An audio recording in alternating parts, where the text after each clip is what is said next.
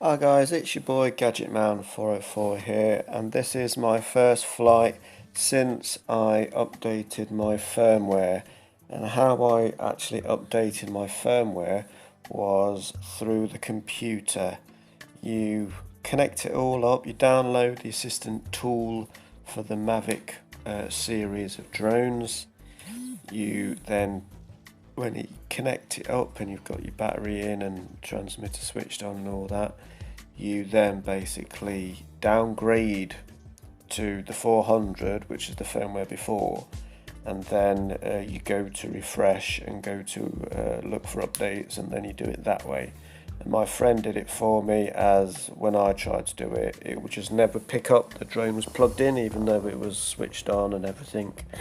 So I know he's updated his Mavic 2 or his Mavic Pro and his Phantom 4 Pro via the same software. So I know that it registers when you connect a drone to it. So that's why I asked my mate if he would look at downgrading it and upgrading it and doing the battery upgrade and all that kind of thing, and he did. This is the first flight after that, after he did that process. So as you can see, it's flying fine, stable. The horizon line is straight as always. I've never had an issue with the horizon line with the Mavic Mini, to be honest. Gimbal is always spot on for me. At this point now, guys, I'm hitting around about, coming up to at 900 meters. I'm on 2.4. Don't know what channel I was on, but I'm just going to cut across this little corner and not quite going over the storage depot. This is in West Hallam, guys. I think it's logistics storage now. It's been called many names over the years: TNT, TD&G, and West Hallam Storage Depot, and you name it. It's had several names over the years. But this flight was just to see if it would connect to my drone, because if you've seen in my previous video, I was having issues getting it to bind.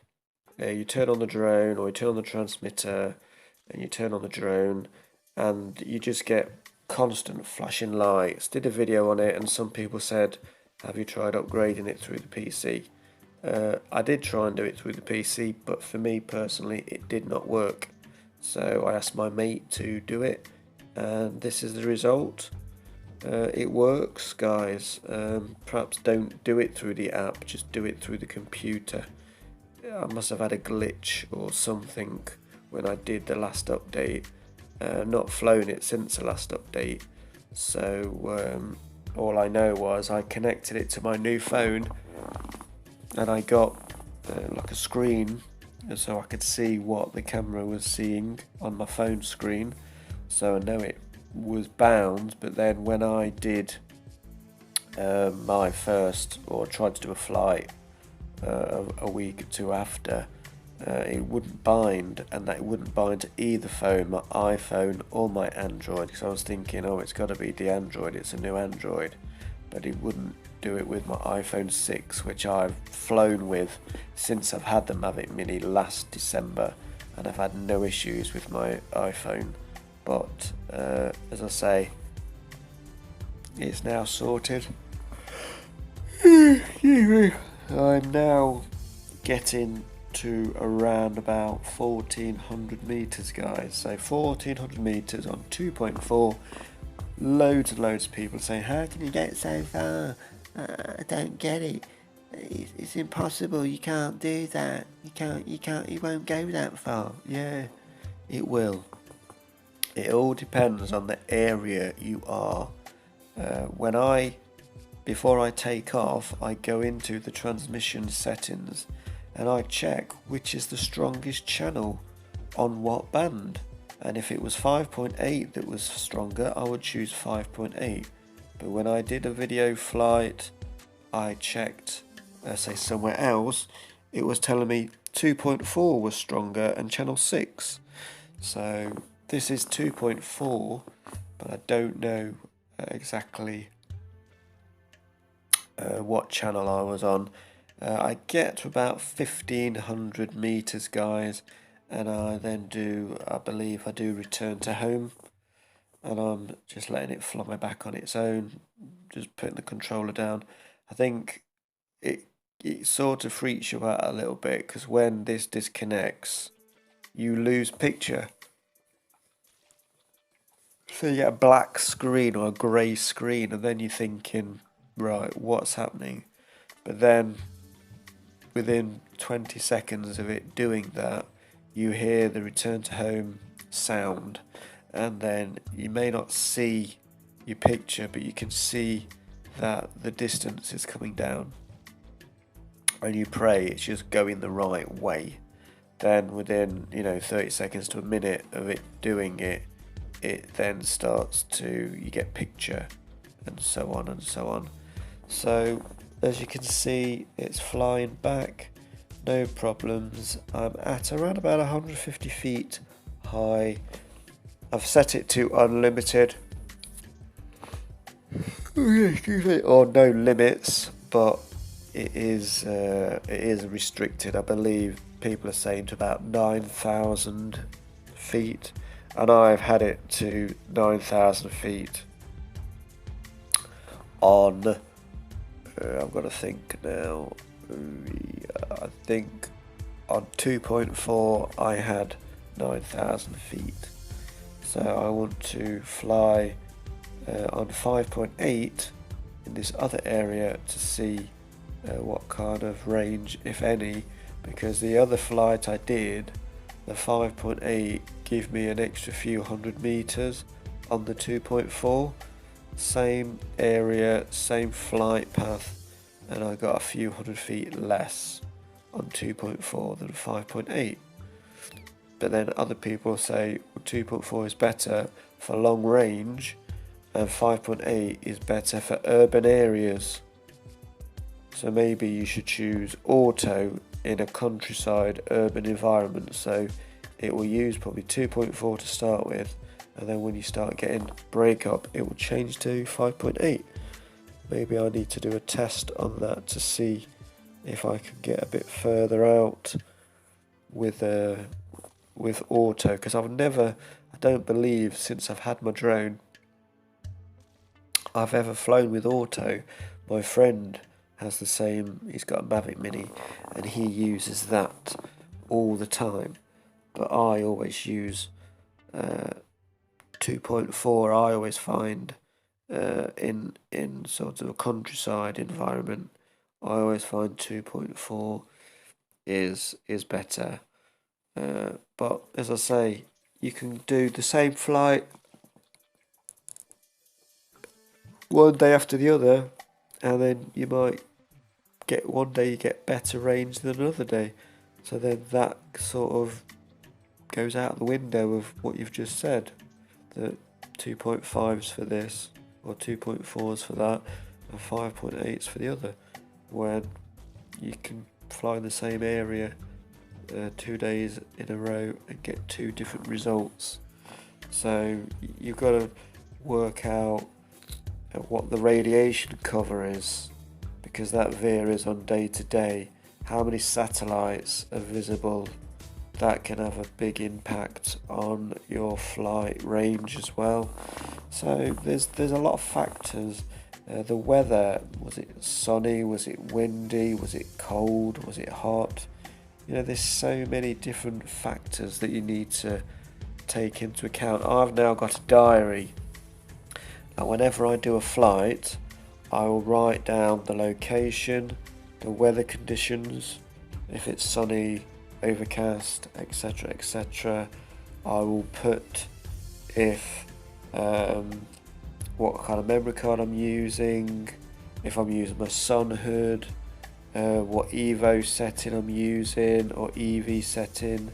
On the manual side, the Kelvin rating, I will tell you if I'm using 5600 or 58 or 6000, and I write it in my book, and then I write down how long I've flown for and the range and the channel I was on, so then I can flick through and different areas, different weather conditions, you sort of can get a picture of what areas are best in what weather conditions and what channel, etc. And that is what I do now. I've got a book that my wife got called Drone Pilots or something. Bit tired today. And that is what I do. So I write down all that information, and I'll write down, you know, what battery percentage I had left when I landed, and how long I've been flying for, and all that kind of stuff. It's all relevant to the flight. This flight originally was over 23 minutes, but I've edited a lot of it out because a lot of it was, as it landed, I was just talking for 5-6 minutes. So I'm just flying it around. I'm not really looking at the vicinity. I'm just flattening out the battery, going quite fast into the wind, across the wind, to see if it acts any different than normal. And it's not acting any different at all. It's very, very stable. My last flight was in quite severe wind, and I was over 200 feet high, and I had no issues. Yes, it was slow going out because I had a headwind, but that was good because I had a headwind going out, and then the wind was blowing me back, and I still had like 30% battery left, or 20%, sorry, when I landed. The last time I flew in the same area, no wind, and etc, etc, and I had 30% battery. So you can calculate, right, I can go that far. Now I know even if it's windy, I can still go 5,000 feet, and on a windy day I'm still going to get it back. So through doing different flights in different weather conditions, you can sort of work it out in your head, right? Yeah, it's windy today, but it's not as windy as yesterday, so I shouldn't have any issues. It never runs out of battery. I've never had a flight where I've been running out of battery coming back. Nearly did on my longest UK Mavic Mini flight. Give that video a watch if you haven't watched it. It's the original flight is at least, I don't know, 15-16 minutes long. I've done two versions, a 4-minute version where it's fast forwarded, and then I've done the full version. So this is a flight where I like these kind of shots when I fly over some trees, so I've got to try and remember to keep going forward when I put the camera down, because I tend to stop just looking down through the trees. I was a lot higher than than what that looked. That looked like I was just skimming across the trees, but I could see from down the field that I had feet and feet between the top of the tree and the drone. I could clearly see the drone was clearing the gap by a lot. But this is doing a return to home now, so I think I'm at about 20% battery. The first time it does a return to home due to low battery is at 40%. That's what happened to me the other day. You can override that and keep going like this flight, and then I think the second one will be at 20%, and obviously I was not even 500 meters away from me, so there's no way that it was never going to get home. But it does return to home. I've still got plenty of battery left, so I'll just continue flying around this field in West Hallam. Call it the cow fields because in the summer months the farmers let the cows graze in the field. They spray this field with like white pellets, and that grass will get very long, They come round with the combine harvesters and whatever, and they hack it all down, and then that's free food for the cows for several weeks in the winter months. So they always do it every year. They got this machine and it sprays white pellets out the back. If I'm around and they do it, I will do a flight and I will watch and I will film it for you guys so you can see what I'm talking about. And that is it really. Getting up to nearly 16, 17, 16 minutes coming up to. Fantastic flight. Hope you guys enjoyed it. Continue to subscribe to my channel, guys. If you haven't subscribed to my channel, then please subscribe to my channel.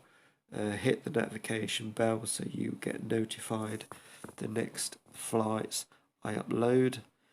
And yeah, continue to subscribe my channel, comment, like, share my content, guys. If you like what you see, then let me know in a comment that you like what you see. I do interact with all my comments. I do like interacting with you guys. So I've been Gadgetman 404.